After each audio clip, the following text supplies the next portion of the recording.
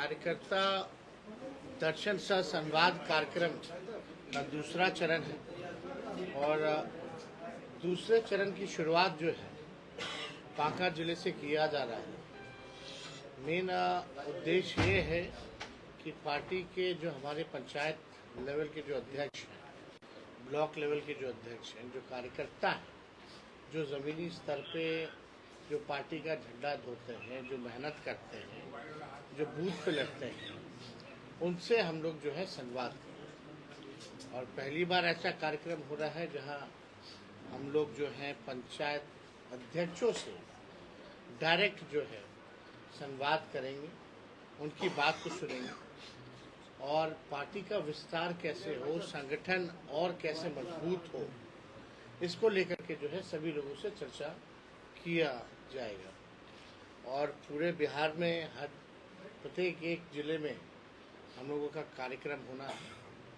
और जिस हिसाब से बिहार में डबल इंजन की सरकार है, नकारात्मक सरकार है, सत्ता में बैठी हुई है लेकिन विपक्ष का काम कर रही है। सत्ता में बैठ के विपक्ष को गाली दिया जा रहा है, अपनी उपलब्धियों को नहीं गिनाया जा रहा।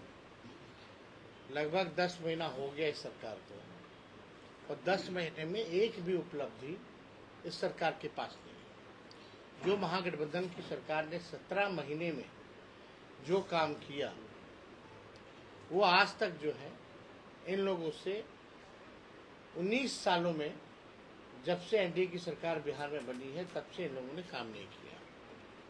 चाहे 5 लाख सरकारी नौकरी का हो, चाहे जाति आधारित गणना की हो, चाहे आरक्षण की सीमा को बढ़ाने की हो, चाहे 4.5 लाख नियोजित शिक्षक कर्मियों को सरकारी कर्मचारी का दर्जा देने की हो, जो स्वयं सहायता समूह हैं, तालमी मरकज हैं, विकास मित्र हैं, टोला सेवक हैं, इनके आय मानदेय को दुगना करने की बात हो, आईटी पॉलिसी की बात हो, स्पोर्ट्स पॉलिसी की बात हो, टूरिज्म पॉलिसी की बात हो, लगातार जो है हमारी 17 महीने की जो सरकार रही, जो उपलब्धियां रही और लगभग 3.5 लाख नौकरियां जो प्रक्रियाधीन जो हम लोग करके आए हैं, वो अब तक जो है इस 10 साल में वो प्रक्रियाधीन नौकरी भी नहीं दिया है।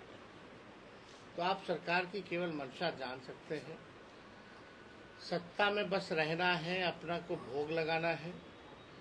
बिहार में महंगाई है, बेरोजगारी है, पलायन है, गरीबी है, इस पे कोई चर्चा सरकार जो है नहीं करती। क्या योजना है वो सरकार नहीं बताती है। और लगातार जैसे स्मार्ट मीटर की जहाँ तक बात आ रही है, बिहार में सबसे महंगा बिजली जो है पूरे देश में बिहार में मिलता है।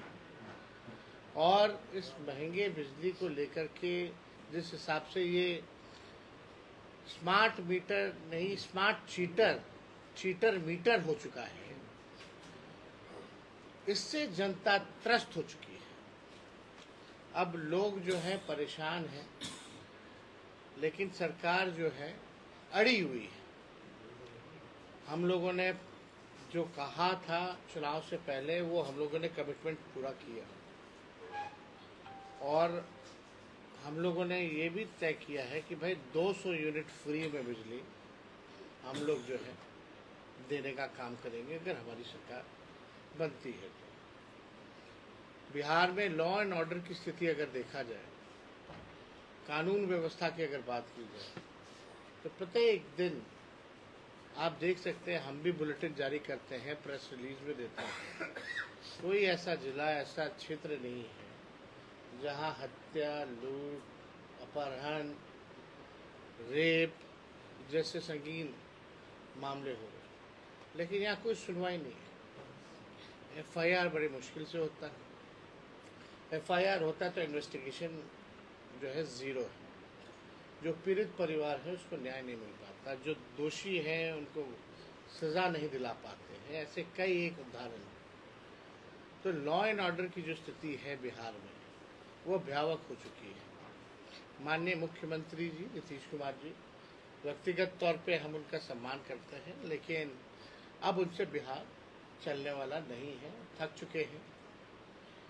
और हम लोग भी आजकल देख रहे हैं जो स्थिति उनके साथ हो रही है, क्या हालात हो गए, इसकी चिंता हमको भी है। लेकिन जिस प्रकार से बिहार में अफसरशाही चरम पर है, जनप्रतिनिधियों की सुनवाई नहीं होती है, लोकतंत्र में इसीलिए भाई चुनाव होता है, जनता अपने बीच से प्रतिनिधि भेजती है ताकि उनकी बातों को रखा जाए। लेकिन पूरी तरीके से बिहार में केवल अफसरशाही है। जो भी ट्रांसफर पोस्टिंग होता है बिहार में, ट्रांसफर पोस्टिंग जो भी बिहार में होता है, कैसे होता है ये हर एक बिहार के लोग जानते हैं। इसलिए हम लोग सब लोगों को संकल्प लेना है, संगठन को मजबूत करना है, एक नया बिहार बनाना है, विकसित बिहार बनाना है, यहाँ केवल पढ़ाई, दवाई, कमाई, सिंचाई, सुनवाई और कार्रवाई की बात हो, ना कि केवल नफरत फैलाने की बात हो, ना कि समाज को एक दूसरे से लड़ाने की काम किए जाए, क्योंकि कोई उपलब्धि है नहीं। अब जब उपलब्धि ही नहीं है तो लोग चाहते हैं कि नफरत की राजनीति करके जो है चुनाव जीता जाए। हम लोगों का उद्देश्य है कि बिहार आगे बढ़े। डबल इंजन की सरकार कहा जाता है, बिहार को क्या मिला? सबसे ज़्यादा सांसद जो है लगातार एनडीए को 10 साल में दिया, 39 सांसद पहले और अभी लगभग 30 सांसद। 10 सालों में बिहार को क्या मिला?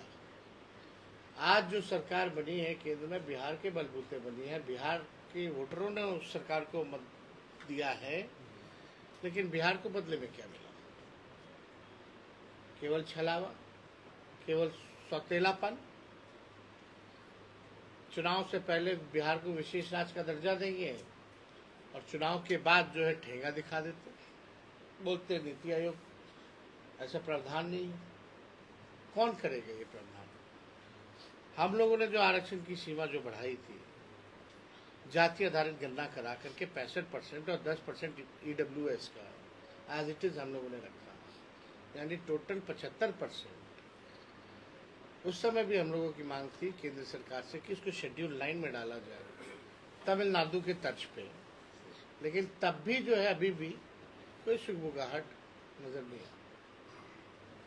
यानी ये साफ तौर पे दिखाता है जो सरकार है आरक्षण विरोधी, जो सरकार है, हम लोगों की तो मांग थी पूरे देश में हो, अब जाति आधारित गणना, अब पूरे देश में मुख्यमंत्री अब को जवाब देना चाहिए। अब तो इतना पावर रखते हैं कि भाई सरकार गिरा सकते हैं, कंट्रोल में कर सकते हैं, तो अब जाति आधारित गणना की बात क्यों नहीं करते माननीय मुख्यमंत्री जी? हम ही ने प्रस्ताव दिया था बिहार विधानसभा में जब नेता विरोधी दल थे, चलिए प्रधानमंत्री जी से मिलते हैं। सब पार्टी हम लोग गए थे, मुख्यमंत्री भी गए थे, मांग किए थे। अब मेरा सवाल बनता, क्या वो मांग की तो अब जरूरत नहीं, क्योंकि you are the part of the government. अब तो आपको कराना है, निर्णय लेना है। तो अब जाति आधारित गणना में क्या निर्णय होगा माननीय मुख्यमंत्री जी का? क्या प्रधानमंत्री जी से बात करके इस काम को कराएंगे पूरे देश भर में कि नहीं कराएंगे? ये भी सवाल जो है उठता है। तो आज बाका हुआ है, इसी बीच जो है कल ही चुनाव की घोषणा भी कर दी गई है और एकदम आनंद फानंद में हुआ। 3 दिन बाद लगता है कि नॉमिनेशन भी शुरू हो जाएगा झारखंड में, और 2 फेजेज में है, 13 और 20 को। और 13 वाले फेज में बिहार के उपचुनाव भी हैं 4 सीटों पर, तो उसको भी पार्टी जो है हम लोग देखेंगे। और इसको लेकर के परसों का कार्यक्रम जो हमारा ये टूर का जो कार्यक्रम जो था, कल जमुई करेंगे। जमुई के बाद क्योंकि अब चुनाव अचानक से बीच में आ गया, तो हमको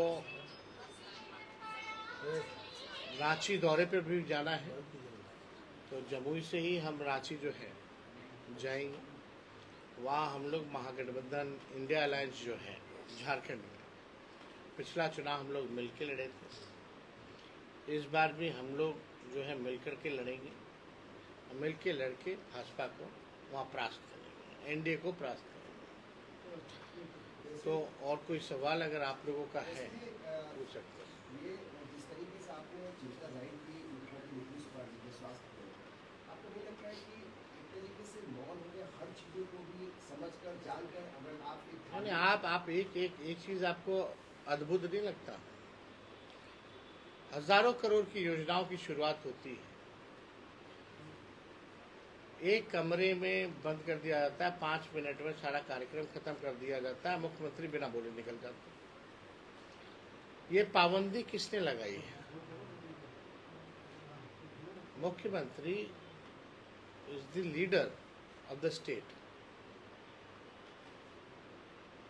सबसे बड़े ओहदे पे है।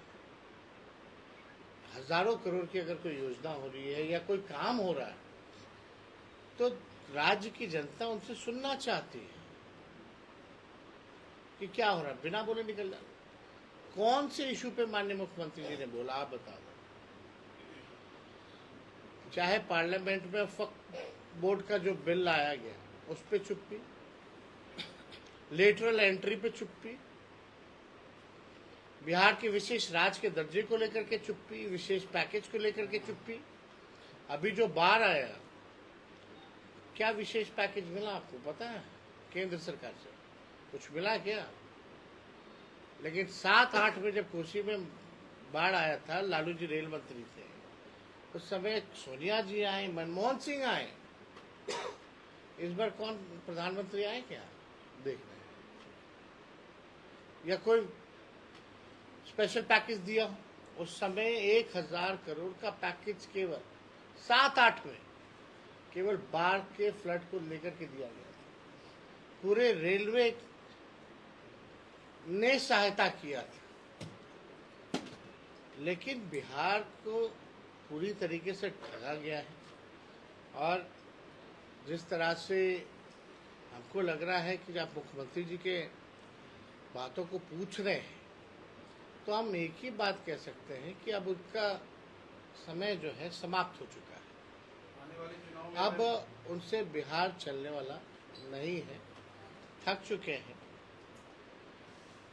आने वाले चुनाव में अगर नीतीश जी अप्रोच करते हैं नहीं, अब तो हम तो कह रहे हैं वक्त ही समाप्त हो गया। जब समाप्ति हो गया तो किसी को क्या अप्रोच करेंगे? क्या ये मान लिया जाए अब कि धार्मिक अगर यात्रा पे कोई निकलता है इस गठबंधन में और नीतीश जी मौन है तो क्या? नहीं, आप गिरिराज सिंह जी को बोल रहे हैं ना, वो क्या है, केंद्र मंत्री हैं, मंत्रालय का काम तो है नहीं उनको, ना मिलता है वहाँ। तो भाई जो आरएसएस चाहती है वही लोग काम करते हैं। इन लोगों का कोई औचित्य तो है नहीं। और आप बताइए, कुछ उपलब्धि 10 साल से है ना मंत्री, अगर 10 साल में काम गिरिराज सिंह जी ने किया होता तो अपने काम को गिनवाने जाते ना यात्रा में कि हमने ये काम किया। अब जा करके गिरिराज सिंह यही बोलेंगे कि देखो हमने बिहार को विशेष राज्य का दर्जा नहीं देने दिया, तुमने हमको वोट दिया और हमने तुमको ठगा। यही काम रह गया गिरिराज सिंह जी का। तो उपलब्धि तो है नहीं, तो बिना कोई उपलब्धि के बोलेंगे क्या? तो एक ही काम बचा है जो उनका बेसिक काम है, इंसान को इंसान से लड़ाना, धर्म को धर्म से लड़ाना, नफरत बोना, जहर बोना और अपना धंधा काम चलाना। ये लोग ठेकेदार हैं क्या? जी आपको एक बात पूछना है, क्या वो ठेकेदार हैं कौन वो जा रहे जगाने, जनता ही उनको जगा देगी। सर झारखंड में सर जदयू और भाजपा साथ लड़ने वाली है, इसे कितना चुनौतीपूर्ण मान रहे हैं? क्योंकि आप फिर वहाँ लड़ेंगे, बड़ा मुश्किल से उनको जगह मिला है। अब लड़े तो अच्छी बात है, लड़ना चाहिए। क्या हम लोग तो हमेशा से लड़ते हैं, हम लोग तो सरकार में। झारखंड में आप लोग रिलायंस में जा रहे हैं, कितनी सीटों पर आप लोगों का अपना होमवर्क क्या है? होमवर्क तो हमारा इंटरनल है ना। कुछ है क्या, मतलब फिगर है आप लोगों? अरे कोई भी पार्टी चाहती ज्यादा से ज्यादा सीटों पे लेंगे। अब हम ही लोग सब बता देंगे तो आप इन्वेस्टिगेट क्या कीजिए? आप जाएंगे तो बातचीत होगी वहाँ पे। इसीलिए जाना है, इसीलिए जाना है। बाकी आप लोग भी थोड़ा मेहनत कीजिए। चल, शुक्रिया।